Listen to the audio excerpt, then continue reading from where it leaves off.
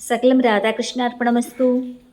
കർക്കിടകം, അതായത് July August മലയാള മാസത്തിലെ ശ്രാവണ മാസത്തിൽ ഏറ്റവും നിർഭാഗ്യകരമായ മാസമായി കരുതപ്പെടുന്നു. പ്രകൃതി ദോഷങ്ങളും രോഗങ്ങളും കൂടുതലായി എത്തുന്ന കാലം. അതുകൊണ്ട് തന്നെ ഇതിനെ രോഗപതിമാസമെന്നും പഞ്ഞമാസമായും പറയപ്പെടുന്നു. സൂര്യൻ ഉത്തരായനത്തിൽ നിന്ന് ദക്ഷിണായനത്തിലേക്ക് മാറുന്ന സമയം. അതോടൊപ്പം തന്നെ മഴയുടെ തീവ്രമായ കാലമാണിത്. പ്രകൃതി മാത്രമല്ല, നമ്മുടെ ശരീരവും മനസ്സും ദുർബലത, അസ്വസ്ഥത എന്നിവ അനുഭവപ്പെടുന്ന ഘട്ടവും കൂടിയാണിത്. എന്തുകൊണ്ടാണ് അനിശ്ചിതമായ അല്ലെങ്കിൽ അസുഖങ്ങൾ നിറഞ്ഞ മാസം എന്ന് പറയുന്നത്? പണ്ടൊക്കെ നമുക്കറിയാം, ജീവനോപാധികളൊക്കെ നഷ്ടപ്പെട്ട് കാർഷിക വൃത്തി നടത്തുന്ന ആൾക്കാരും മത്സ്യബന്ധനം അങ്ങനെയുള്ള കൃഷിക്കാരും മറ്റും ജീവനോപാധി നഷ്ടപ്പെട്ട് മാസവരുമാനമൊന്നുമില്ലാണ്ട് അസുഖങ്ങളുമൊക്കെ വരുന്നതും ആയതുകൊണ്ട് അവർ അമ്പലങ്ങളിലും ആരാധനാലയങ്ങളിലും ഒക്കെ അഭയം തേടിക്കൊണ്ടിരിക്കുന്ന സമയമായിരിക്കും ഔഷധമിട്ടൊരു കഞ്ഞി കൊടുത്തിരുന്നത്. ആയതിനാൽ തന്നെ കർക്കിടക മാസം ആത്മപരിശോധന, പാപപരിഹാരം, ഭക്തിപൂർവമായ ജീവിതം നടത്താനുള്ള ഉത്തമ അവസരം കൂടിയാണ്. കർക്കിടകത്തിലെ ആചാര അനുഷ്ഠാനങ്ങൾ എന്തൊക്കെയാണെന്ന് നോക്കാം. ആദ്യത്തേത് ശുദ്ധീകരണമാണ്. വീടും പരിസരവും പോസിറ്റീവ് എനർജി കൊണ്ടുവരേണ്ടതാണ്, ഒപ്പം നമ്മുടെ മനസ്സും. രണ്ടാമത്തേത് വ്രതം എടുക്കുക എന്നുള്ളത്, ഉപവാസം എടുക്കുക.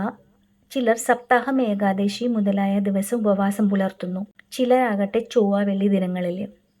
മൂന്നാമത്തേത് നാമജപവും ധ്യാനവുമാണ്. കലേ ദോഷേ നിതേ രാജൻ അസ്തി ഏകോ മഹാഗുണഃ കീർത്തനാദേവ കൃന്നാസ്യ മുക്തസംഗം പരം വ്രജേതു. കലിയുഗം തെറ്റുകുറ്റങ്ങളുടെ സമുദ്രം തന്നെയാണ്. Still one good quality about this age. ആകെ ഒരൊറ്റ നല്ല കാര്യമേ മാത്രം ഇതിലുള്ളൂ. അതാണ് നാമസങ്കീർത്തനം. നാമസങ്കീർത്തനം കൊണ്ട് ഒരുവന് ജീവൻ മുക്തനായി തീരാൻ സാധിക്കുന്നതാണ്. Simply by chanting Hare Krishna mantra one can free from material bondage. നാലാമത്തത് നാലമ്പല തീർത്ഥാടനവും. അഞ്ചാമത്തത് ഔഷധക്കഞ്ഞി സേവയും. പ്രതിരോധശേഷി വർദ്ധിപ്പിക്കാൻ ഔഷധക്കഞ്ഞി കഴിക്കുന്നു.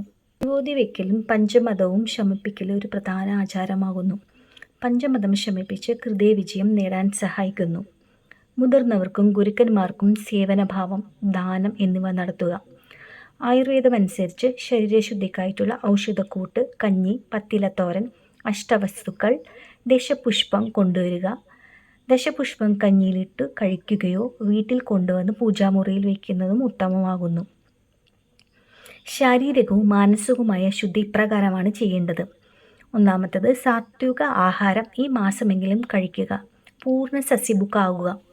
ദശപുഷ്പം എന്നത് കേരളത്തിലെ കർക്കിടക മാസത്തിൽ ആരാധനയ്ക്കും ഔഷധത്തിനും പ്രധാനമായ 10 ഔഷധ സസ്യങ്ങളെയാണ് സൂചിപ്പിക്കുന്നത്. ഇവ ശാസ്ത്രീയമായി രസായന ശക്തിയുള്ളവയായതുകൊണ്ടാണ് ഇവയെ ഈ സമയത്ത് തന്നെ കഴിക്കാൻ ഉദ്ദേശിക്കുന്നത്. ഇവയെ ആശ്രയിച്ച് ശാസ്ത്രപരമായും ആസ്ഥാനപരമായും ഐശ്വര്യത്തിനും ആരോഗ്യത്തിനും വേണ്ടി ഉപയോഗിക്കുന്നു. എന്തൊക്കെയാണ് ദശപുഷ്പങ്ങളെന്ന് നോക്കിയാലോ. മുക്കൂറ്റി, നീലമ്പലം, തിരുവാലക്കൊടി, കെടയപ്പം, ഉഴുന്നി, ഉമ്മത്ത, കക്കമ്പുല്ലി, കയർ വേലി, പവലമല്ലി, ചന്ദനച്ചുറുക്ക. തലയിലെ എണ്ണയിടൽ ദശപുഷ്പം കൊണ്ട് തൈലം ഉണ്ടാക്കിയിട്ടും ചെയ്യാറുണ്ട് ആളുകൾ. പണ്ട് മുതലേ ആചരിച്ചു വരുന്നതാണ്. ആ വർഷത്തിലൊരിക്കലാണത് എണ്ണ കാച്ചി വയ്ക്കുന്നതും അത് പുരട്ടുമ്പോഴും അതനുസരിച്ച് തലയ്ക്ക് ഉണ്ടാവുന്ന അസുഖങ്ങൾ, അസ്വസ്ഥതകൾ, ബുദ്ധിക്കുറവ് ഇതെല്ലാം മാറുന്നതായിട്ടാണ് സങ്കല്പം. അടുത്തത് ദശപുഷ്പാരാധനയാണ്. കർക്കിടക മാസത്തിൽ ദശപുഷ്പം എന്ന 10 ഔഷധ സസ്യങ്ങൾ കൊണ്ട് പ്രധാനമായും കഴിക്കാനും ആരാധനയ്ക്കും ഉപയോഗിക്കുന്നു. ഇതിൽ പ്രധാനപ്പെട്ടത് കുറുന്തോട്ടി, ചൊവ്വള്ളി, ഉള്ളീനി, മൂത, പനൽ, പൂവാങ്കുരുന്നി, കയ്പ, ചൂണ്ടപൊടിക, ആര്യവേപ്പ്, തണീരുവ. ഐശ്വര്യത്തിനായി കർക്കിടക മാസത്തിൽ വയ്ക്കുന്ന അഷ്ടവസ്തുക്കളാണ്.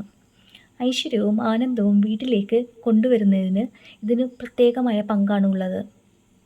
നീരാള വെള്ളം ശുദ്ധിയുടെയും സമൃദ്ധിയുടെയും പ്രതീകം. വിളക്ക് വിജ്ഞാനത്തിൻ്റെയും ആകാശതത്വത്തിൻ്റെയും. കുന്തിരിക്കം നിത്യമായ സമൃദ്ധിക്കും ധനസൗഭാഗ്യത്തിനും വേണ്ടി. കറുകപ്പട്ട ഉഗ്രദ്രവ്യവും ലാഭം വർദ്ധിക്കുന്നതിനും വേണ്ടി. ഏലക്ക സുഗന്ധവും മനസ്സിനുള്ള സമാധാനത്തിനും വേണ്ടി. മണിചുണ്ടൻ കൈമധുരവും സ്നേഹബന്ധങ്ങളും നിലനിർത്തിക്കൊണ്ടു പോകുന്നതിന് വേണ്ടി. വിളമ്പിയ കഞ്ഞി ആരോഗ്യത്തിനും ഭക്ഷ്യ സമൃദ്ധിക്കും വേണ്ടി. ദശപുഷ്പം ദൈവിക ശക്തിക്കും രോഗനിവാരണത്തിനും വേണ്ടി. വെക്കേണ്ട വിധം ഇപ്രകാരമാണ്. പൗർണമി ദിവസമോ കർക്കിടക സംക്രമണത്തിനോ തിരഞ്ഞെടുക്കാം. വസ്തുക്കൾ കുശാവിലോ വിശുദ്ധ പ്ലേറ്റിലോ വയ്ക്കുക.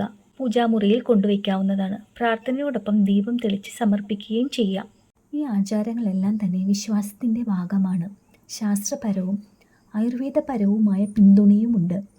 മനസ്സിൻ്റെ ശുദ്ധിയും ഭക്തിക്കുമാണ് ഏറ്റവും പ്രാധാന്യമുള്ളത്.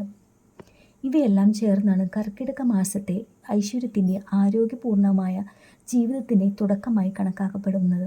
ഇനി ശ്രവിച്ചുകൊണ്ടിരിക്കുന്ന എല്ലാ സുഹൃത്തുക്കൾക്കും ശ്രദ്ധയോടും നാമജപത്താലും ആരോഗ്യപരവും ഐശ്വര്യവുമുള്ള മാസമായിരിക്കട്ടെ കർക്കിടകം എന്ന് പ്രാർത്ഥിച്ചുകൊണ്ട് ഈ വീഡിയോ നിർത്തുന്നു.